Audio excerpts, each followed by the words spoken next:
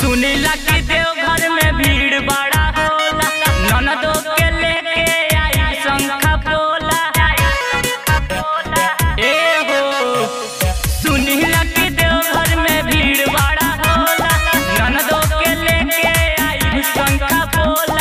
जल हम लेके चल कांवर में भौजी, जाता नैया माजी के लेके देवघर जी, जाता नैया माजी के लेके देवघर जी, जाता नैया माजी के लेके देवघर जी।